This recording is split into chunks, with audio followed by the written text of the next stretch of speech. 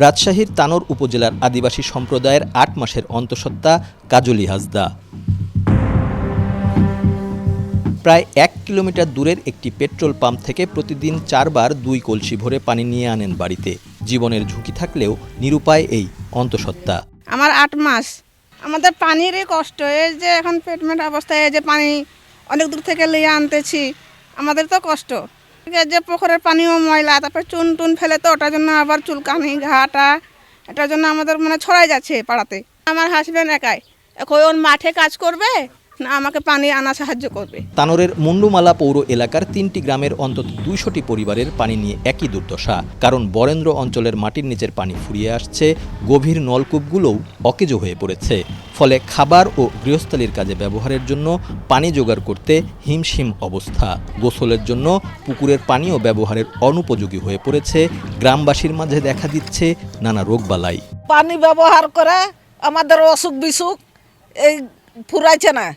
কার diarrhoea, কার পাতলা পায়খানা, কার জ্বর, কার জন্ডিস, এই পানি খাইয়ে বিভিন্ন ধরনের অসুখ হচ্ছে। খাবার পানি আর গোসল করা পানি আমাদের খুবই সমস্যায় পড়ে গেছে এখন। ওই যে হাতে পায়ে অ্যালার্জির মতন বের হয়ে গেছে, ৫-৭ মাস থেকে এই করতেছে। আর অনেক মহিলার হয়েছে। এমন একটা দিন আসবে যে পানি পাওয়া যাবে না এখানে, এমন পানি শূন্যতা হবে, তখন মানুষ জীবজন্তু সবাই আক্রমণ হবে। পানি না পাওয়াতে কি অনেক সমস্যা আমাদের, যে হয়তো এই পানি চলাচল করে না।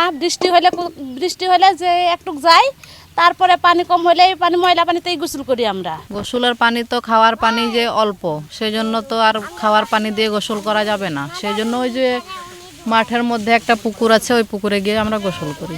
বিশেষজ্ঞদের মতে ভূগর্ভস্থ পানি সংকটাপন্ন হয়ে পড়েছে বরেন্দ্র অঞ্চলের মধ্যভাগের বিশাল অংশ, যা এই অঞ্চলে জলবায়ু অভিবাসীর সংখ্যা বৃদ্ধির কারণ।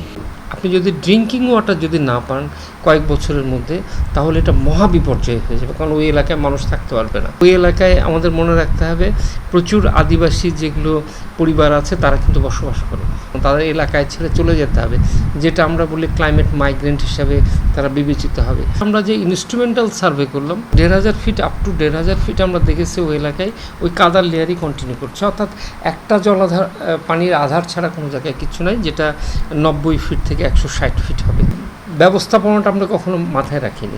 এদিকে কেবলমাত্র পানির ব্যবহার নিয়ন্ত্রণের মাধ্যমে এই সমস্যার সমাধান দেখছে সরকারের নীতি নির্ধারক দপ্তর সমূহ। যদি এটা সমস্যার সমাধান করতে হয়, তাহলে আমাদের কিছু প্রকল্প হাতে নিতে হবে।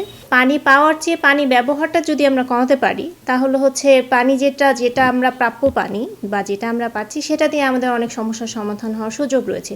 যেমন এখন অনেক উন্নত ধরনের সেচ ব্যবস্থা এসেছে, সেই সেচ ব্যবস্থাগুলোকে যদি আমরা প্র্যাকটিসে আনতে পারি, সেক্ষেত্রে দেখা যাবে যে আমরা সেচের পিছনে যে পানিটা দিচ্ছি, সেই পানিটা যদি আমরা কমাতে পারি, সেই জিনিসটা আমাদের ব্যবহারের ক্ষেত্রে ব্যবহার করতে পারি। এমনিতেই জাতীয় গড় বৃষ্টিপাতের তুলনায় প্রায় ৪০% কম বৃষ্টিপাত হয় রাজশাহী তথা এই বরেন্দ্র অঞ্চলে। কাজেই বৃষ্টি ও নদীর পানির উপযুক্ত ব্যবহার নিশ্চিতের পাশাপাশি ভূগর্ভস্থ পানির রিচার্জের ওপর জোর দেওয়ার তাগিদ গবেষকদের। রাজু আহমেদ, প্রতিদিনের বাংলাদেশ, রাজশাহী।